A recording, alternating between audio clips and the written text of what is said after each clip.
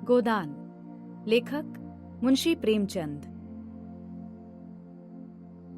अध्याय 2। सेमरी और बेलारी दोनों अवध प्रांत के गांव हैं। जिले का नाम बताने की कोई जरूरत नहीं। होरी बेलारी में रहता है, राय साहब अमरपाल सिंह सेमरी में।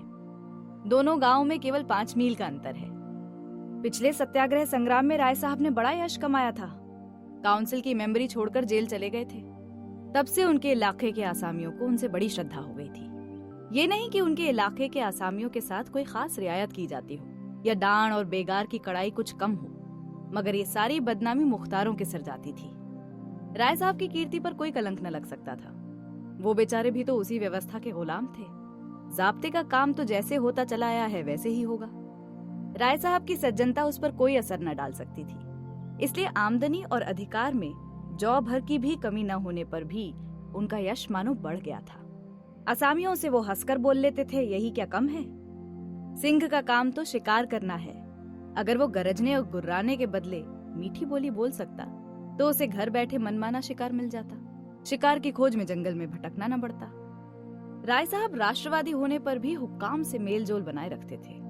उनकी नजरें और डालियां और कर्मचारियों की दस्तूरियां जैसी की तैसी चली आती थी। साहित्य और संगीत के प्रेमी थे, ड्रामा के शौकीन, अच्छे वक्ता थे, अच्छे लेखक और अच्छे निशानेबाज। उनकी पत्नी को मरे आज 10 साल हो चुके थे, मगर दूसरी शादी न की थी। हंस बोलकर अपने विधुर जीवन को बहलाते रहते थे। होरी ड्योढ़ी पर पहुंचा तो देखा जेठ के दशहरे के अवसर पर होने वाले धनुष यज्ञ की बड़ी जोरों से तैयारियां हो रही थी। कहीं रंगमंच बन रहा था, कहीं मंडप, कहीं मेहमानों का आतिथ्य गृह, तो कहीं दुकानदारों के लिए दुकानें। धूप तेज हो गई थी, पर राय साहब खुद काम में लगे हुए थे। अपने पिता से संपत्ति के साथ साथ उन्होंने राम की भक्ति भी पाई थी और धनुष यज्ञ को नाटक का रूप देकर उसे शिष्ट मनोरंजन का साधन बना दिया था। इस अवसर पर उनके यार दोस्त, हाकिम, हुक्काम सभी निमंत्रित होते थे और 2-3 दिन इलाके में बड़ी चहल पहल रहती थी। राय साहब का परिवार बहुत विशाल था। कोई 150 सरदार एक साथ भोजन करते थे। कई चचा थे, दर्जनों चचेरे भाई, कई सगे भाई, 20 नाते के भाई। एक चचा साहब राधा के अनन्य उपासक थे और बराबर वृंदावन में रहते थे। भक्ति रस के कितने ही कवित्र रच डाले थे और समय समय पर उन्हें छपवा कर दोस्तों की भेंट कर देते थे। एक दूसरे चचा थे जो राम के परम भक्त थे और फारसी भाषा में रामायण का अनुवाद कर रहे थे। रियासत से सबके वसीके बंधे हुए थे। किसी को कोई काम करने की जरूरत न थी। होरी मंडप में खड़ा सोच रहा था कि अपने आने की सूचना कैसे दे कि सहसा राय साहब उधर ही आ निकले और उसे देखते ही बोले, अरे होरी, तू आ गया? मैं तो तुझे बुलाने वाला था। आजा आजा, साथ चल। देख, अब की तुझे राजा जनक का माली बनना पड़ेगा, समझ गया ना? जिस वक्त वो श्री जानकी जी मंदिर में पूजा करने जाती है ना, उसी वक्त तू एक गुलदस्ता लिए खड़ा रहेगा और जानकी जी की भेंट करेगा। गलती ना करना। और देख, असामियों से ताकीद करके कह देना कि सबके सब शगुन करने आए। मेरे साथ कोठी में आ, तुझसे कुछ बातें करनी है। वो आगे आगे कोठी की ओर चले, होरी पीछे पीछे चला। वहीं एक घने वृक्ष की छाया में वो एक कुर्सी पर बैठ गए और होरी को जमीन पर बैठने का इशारा करके बोले, समझ गया मैंने क्या कहा? कारकुन को तो जो कुछ करना है वो करेगा ही, लेकिन असामी जितने मन से असामी की बात सुनता है, कारकुन की नहीं सुनता। हमें इन्हीं 5-7 दिनों में 20,000 का प्रबंध करना है। कैसे होगा समझ में नहीं आता। तुम सोचते होगे मुझ टके के आदमी से मालिक क्यों अपना दुखड़ा ले बैठे, तो किससे अपने मन की कहूं? न जाने क्यों तुम्हारे ऊपर विश्वास होता है। इतना जानता हूं कि तुम मुझ पर नहीं हंसोगे, और हंसो भी तो तुम्हारी हंसी मैं बर्दाश्त कर सकता हूं। नहीं सह सकता उनकी हंसी जो अपने बराबर के हैं, क्योंकि उनकी हंसी में ईर्ष्या है, व्यंग है और जलन है। और वो क्यों ना हंसेंगे? मैं भी तो उनकी दुर्दशा और विपत्ति और पतन पर हंसता हूं, दिल खोलकर, तालियां बजाकर। संपत्ति और सहृदयता में बैर है। हम भी दान देते हैं, धर्म करते हैं, लेकिन जानते हो क्यों? केवल अपने बराबर वालों को नीचा दिखाने के लिए। हमारा दान धर्म कोरा अहंकार है, विशुद्ध अहंकार।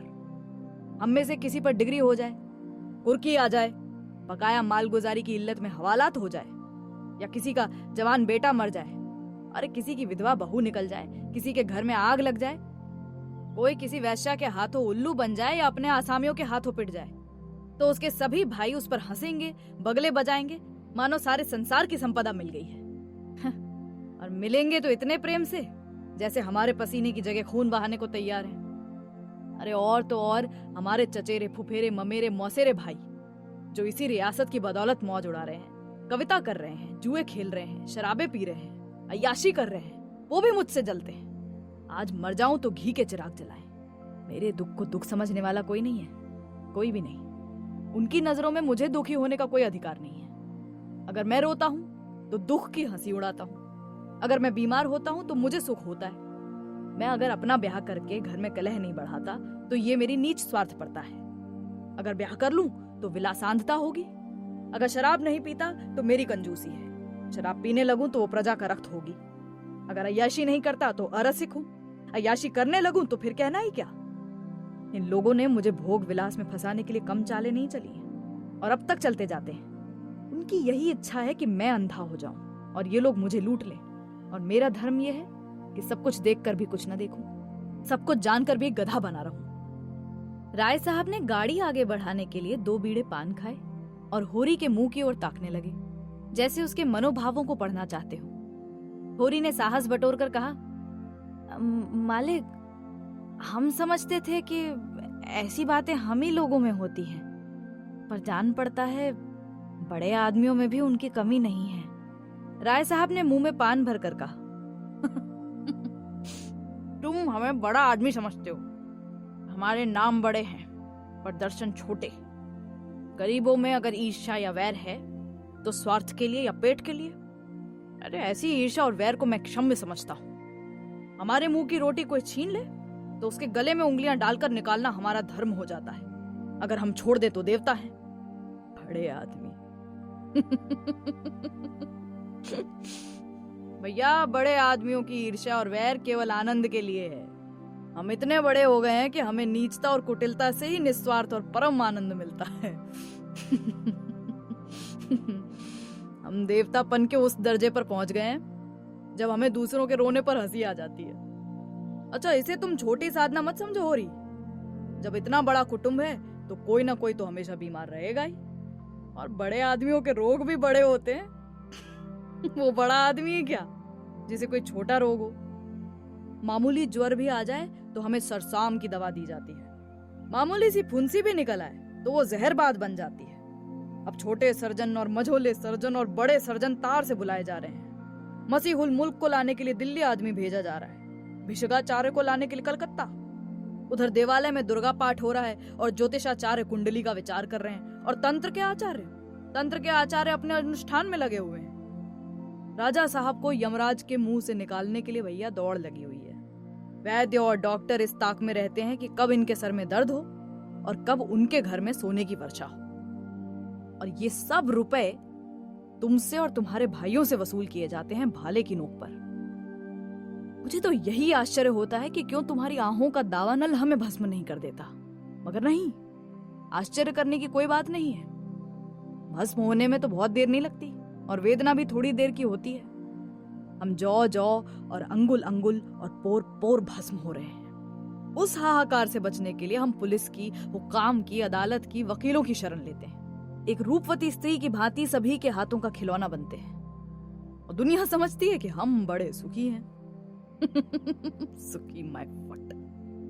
हमारे पास इलाके, महल, सवारियां, नौकर, चाकर, कर्ज, वेश्याएं क्या नहीं है, लेकिन जिसकी आत्मा में बल नहीं है, अभिमान नहीं, वो और चाहे कुछ हो, आदमी नहीं है। जिसे दुश्मन के भय के मारे रात को नींद ना आती हो, जिसके दुख पर सब हंसे और रोने वाला कोई ना हो, जिसकी चोटी दूसरों के पैरों के नीचे दबी हो, जो भोग विलास के नशे में अपने को बिल्कुल भूल गया हो, जो हुक्काम के तलवे चाटता हो और अपने अधीनों का खून चूसता हो, मैं उसे सुखी नहीं कहता। अरे वो तो संसार का सबसे अभागा प्राणी है। साहब शिकार खेलने आए या दौरे पर, मेरा कर्तव्य है कि उनकी दुम के पीछे लगा रहूं। उनकी भौं पर शिकन पड़ी और हमारे प्राण सूखे। उन्हें प्रसन्न करने के लिए हम क्या क्या नहीं करते हुरी, क्या क्या नहीं करते। वो पचड़ा सुनाने लगूं तो शायद तुम्हें विश्वास भी ना आए। डालियों और रिश्वतों तक तो खैर गनीमत है, हम तो सिजदे करने को भी तैयार रहते हैं। मुफ्त खोरी ने हमें अपंग बना दिया है। सच, हमें अपने पुरुषार्थ पर लेश मात्र भी विश्वास नहीं है। केवल अफसरों के सामने दुम हिला हिलाकर किसी तरह उनके कृपा पात्र बने रहना और उनकी सहायता से अपनी प्रजा पर आतंक जमाना ही हमारा उद्यम है। ये पिछलगुओं की खुशामदों ने हमें इतना अभिमानी और तुनक मिजाज बना दिया है कि हम में शील, विनय, सेवा का तो लोभ ही हो गया है। मैं तो कभी कभी सोचता हूँ कि अगर सरकार हमारे इलाके छीन कर हमें अपनी रोजी के लिए मेहनत करना सिखा दे तो हमारे साथ महान उपकार करे। और ये तो निश्चय है कि अब सरकार भी हमारी रक्षा न करेगी। हमसे अब उसका कोई स्वार्थ नहीं निकलता। लक्षण कह रहे हैं कि बहुत जल्द हमारे वर्ग की हस्ती मिट जाने वाली है। मैं उस दिन का स्वागत करने को तैयार बैठा हूँ। ईश्वर वो दिन जल्दी आए, वो हमारे उद्धार का दिन होगा। हम तो परिस्थितियों के शिकार बने हुए हैं, परिस्थितियों के। ये परिस्थिति ही हमारा सर्वनाश कर रही है और जब तक संपत्ति की ये बेड़ी हमारे पैरों से न निकलेगी तब तक यह अभिशाप हमारे सिर पर मंडराता रहेगा। हम मानवता का वो पद ना पा सकेंगे जिस पर पहुंचना ही जीवन का अंतिम लक्ष्य है। राय साहब ने फिर गिलौरी दान निकाला और कई गिलौरियां निकालकर मुंह में भर ली। कुछ और कहने वाले थे कि एक चपरासी ने आकर कहा, सरकार, बेगारों ने काम करने से इनकार कर दिया है। कहते हैं जब तक हमें खाने को न मिलेगा हम काम न करेंगे। हमने धमकाया तो सब काम छोड़कर अलग हो गए। राय साहब के माथे पर बल पड़ गए। आंखें निकालकर बोले, हाँ, उल्लू के पट्टे, चल मैं इन दुष्टों को ठीक करता हूँ। जब कभी खाने को नहीं दिया तो आज ये नई बात क्यों? एक आने रोज के हिसाब से मजूरी मिलेगी जो हमेशा मिलती रही है और इस मजूरी पर काम करना होगा, सीधे करें या टेढ़े। फिर होरी की ओर देखकर बोले, तुम अब जाओ होरी, अपनी तैयारी करो। जो बात मैंने कही है उसका ख्याल रखना। तुम्हारे गांव से मुझे कम 500 की आशा है, समझे? राय साहब झल्लाते हुए चले गए। होरी ने मन में सोचा, अभी ये कैसी कैसी नीति और धर्म की बातें कर रहे थे और एकाएक इतने गर्म हो गए। सूर्य सिर पर आ गया था। उसके तेज से अभिभूत होकर वृक्षों ने अपना पसार समेट लिया था। आकाश पर मटियाली गर्द छाई हुई थी और सामने की पृथ्वी कांपती हुई जान पड़ती थी। होरी ने अपना डंडा उठाया और घर चला। शगुन के रुपए कहां से आएंगे, यही चिंता उसके सिर पर सवार थी।